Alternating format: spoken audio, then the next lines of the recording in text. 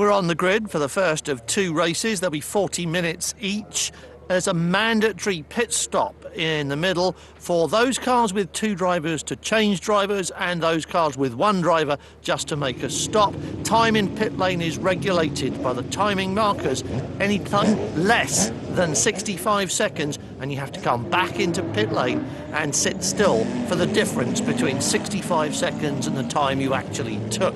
So it puts the emphasis on a calm changeover and it stops single car drivers from gaining an advantage. It's based on a 45-second period at rest. We're behind the safety car. The green flags are waving.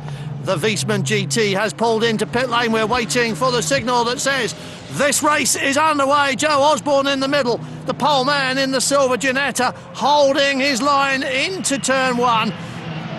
Yeah, Brice-Minna in the BMW M3 round the outside, couldn't pull that one off, and Osborne is still there. Brice-Minna is there behind him in second place. Malak, I think, behind in the Aston Martin. So it's grid order 1, 2, 3 into turn two with everybody else banging up behind, sometimes quite literally. That was Kevin Veltman dishing it out to the Ginettas on either side of him.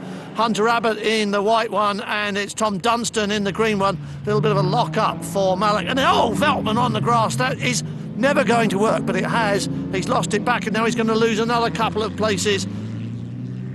No, it wasn't. It was Rick Pearson in the Nissan who went through. Thought that was a Porsche, but he's lost 2 places. Dunstan has gone through as well. The red Nissan sneaked through behind is Ordonnier, our GT Academy winner in the Nissan.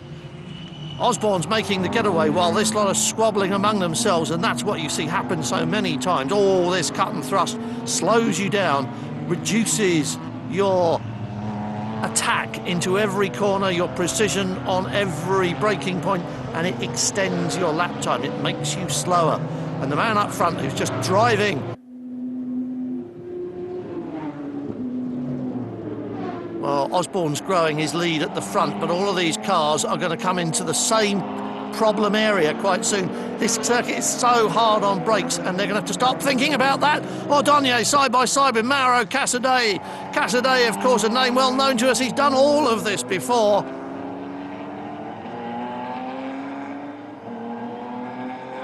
Pearson and Ordonnier, Casadei, the Supersport leader, towing up to the back. They have their own grid, but especially here at Adria, where they weigh nothing and the circuit's all stop-start, they are going to be right there. And 103 there, Donkervoorts himself having a look up the inside of Mauro Casadei, but not finding room. So Dennis Donkervoort's going to have to work hard at that. Catching up is one thing, getting past another one altogether, even though they can be much later on the brakes because they weigh so much less than these road car conversions. Osborne's got a couple of seconds now over second place, Pierre Brice-Minna. Third place, it's still Malak. Fourth place, it is Hunter Abbott. Fifth, Tom Dunstan. Then it's Kevin Veltman. Then there's this gap back to Pearson, who is now being passed on the inside by Casadei, or is it he resists and Casadei can't get through? Pearson goes high on the exit of the corner, gets the power down a little bit too early, and that's not meant to happen. Pearson recovers from that, but he's lost the place, and he's got a lot of catching up to do. That's what happened, just got on the gas too soon, and away goes the back end. Pit stop time now. Well, they're all coming in. Ordonnier handing over to Alex Buncombe. You can see the airlines going on the brakes as well. That'll help try to keep them cool, and they do need cooling. Osborne, of course, single driver, no driver change, but he's got to spend the same amount of time at rest. Out goes the Supersport KTM as in comes Pierre Brice-Minna from second place. This is the race leader back out on track. So how long will Pierre Brice-Minna's pit stop take him? Will this car get past the end of pit lane before he comes out. I think Osborne is going to keep the lead. There's PBM on the left, headlights flashing on the BMW. There's the race leader, and that's the class of gap he's got to get in. So Osborne back out in front after the pit stop round is over, and that should give him a clear run to the checkered flag. PBM's got a handful behind him anyway, because Henry Fletcher is now in that car, and Fletcher is chasing down the BMW, and behind that is the leading Supersport again. That's Dennis Donkevort still. The Supersports have to do the pit stop as well. They have to sit there for the regulation time. And now Kevin Veltman with Matt Hamilton now in the number 5 car up the inside. And Hamilton in the Ginetta is a little bit handier than Ginetta round the outside of PBM. Fletcher having a stab at that, but it doesn't work, and Pierre Brice-Manor holds on to it. Donkevort down the inside, he's having a look at this. If I was him, I'd keep out of this and let them sort themselves out, unless they happen to leave the door wide open, which they very nearly did. But they take a line across the curb there, and now as the Ginetta goes from side to side, Donkevort looking for a gap behind, thinks he's found one here. Has he got on the power? 1.8 Audi Turbo, playing 3.5 Ford V6. And we're talking a big difference in power, a big difference in weight as well. But the Ginetta can pull away from him. He's got to do it under brakes or going into the corner somehow, because he's not going to do it on sheer acceleration out of the corner.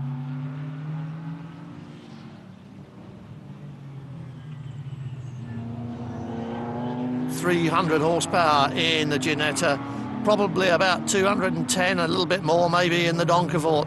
Depends how tight they screw the turbo up, but you can tell, and he's lost the back end, catches it. That's what they're so good for. So much fun. Now he's right alongside on the front straight, but look at the Ginetta. It's got the power to ease away and hold the line. Again, push the Donkevort back up to the side of the track, dives for the inside, but Veltman was coming through as well. Wants to get past the little Supersports. So we've now got 1, 2, 3, 4, 5, 6 drivers coming into the fray. That's Mauro Casadei towing up on the back of them as well.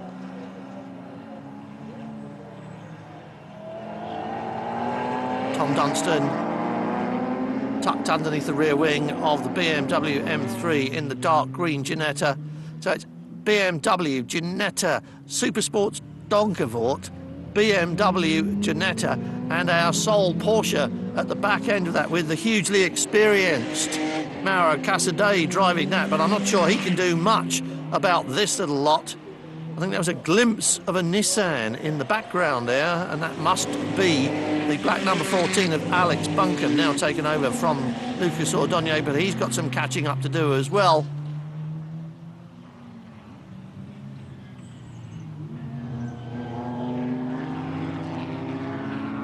Pressure from all of the drivers in this on the rough stuff there. It's very dry here at Adria. You see a lot of dust come up when they run off. Some of the grass that looks like grass is actually AstroTurf. Some of it is green concrete and some of it is just mud, or rather it's dry, hard mud, and you get that huge dust cloud, but it's nothing exciting. This, however, is very exciting. Right up and look, tapped on the back end of the BMW going through turn 1. The Ginetta really asking for a way through here, and I do think that it would be quicker on the lap if PBM wasn't in the way, but there's no way to get past. It's so difficult to pass on this circuit when the Performance Balancing Bureau has put so much time and effort into making these cars more or less equal on lap times. You can't give one car more power, you can't give them handling where it doesn't exist, you can't take weight off where the car is built that way. What you can do is adjust all of those factors and try and give everybody something to work with, and you can see that happening in this little train. They've all got advantages and disadvantages going for them, and although they've been evened out by ride height adjustments, performance adjustments, rev limiting, all those kind of things, in the end some cars are better at some things than others, and that means you get this frustrated little queue of drivers who cannot for the life of them find a way past a car that is probably only a little bit slower on a lap than they are.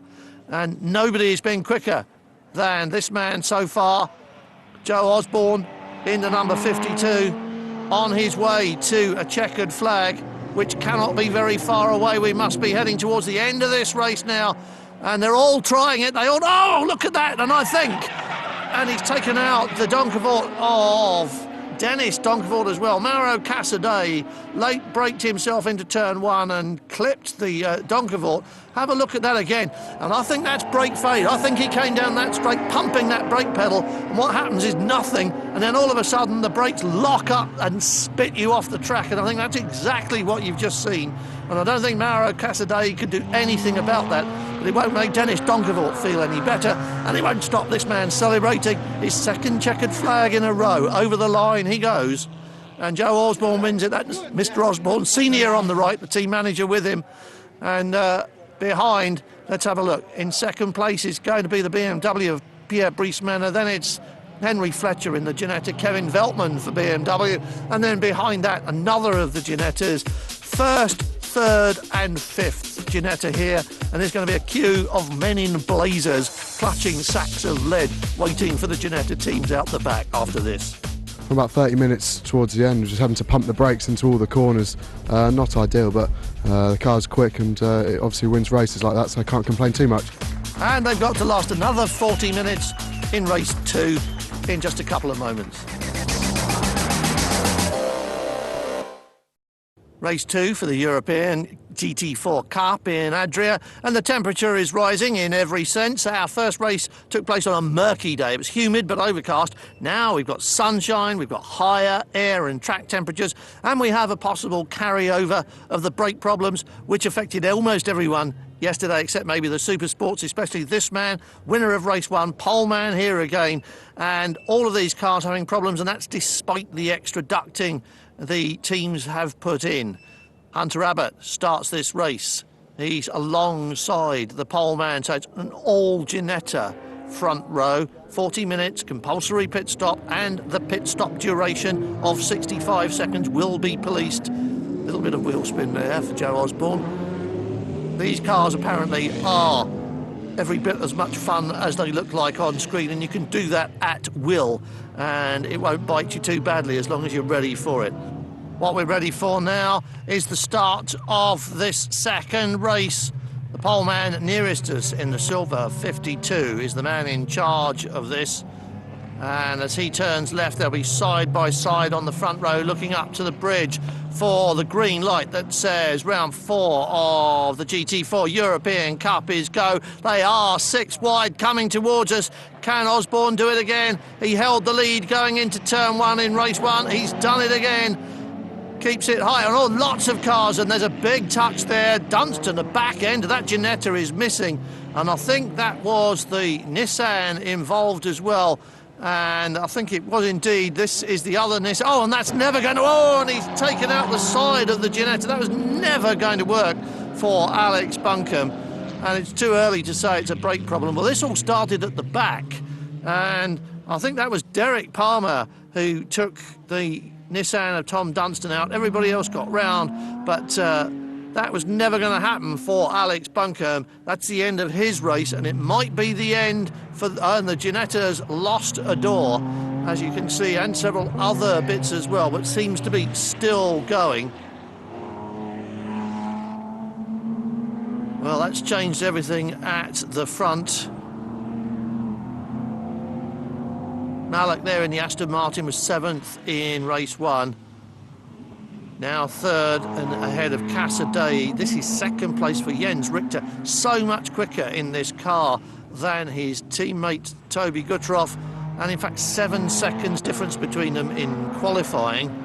And as soon as he got into this car in race 1, he took it over for the second part of the race and immediately set the fastest lap of the race. Big cloud of dust in the background there, and that was Malak in the Aston Martin in the gravel. I think that's okay to go again, but I'm not quite sure exactly how that happened. Let's have a look again. He backed it into Kevin Veltman. They were miles apart on the grid, so I think he must have gone backwards, and that is Nico Bronk in the 104 Doncavort, and there's his moment of I was going to say glory, but it's not really, is it? Not very glorious at all, and that's parked on the racetrack. I think he's lost power. Yes, we've got a safety car on track, so that's going to close everybody up.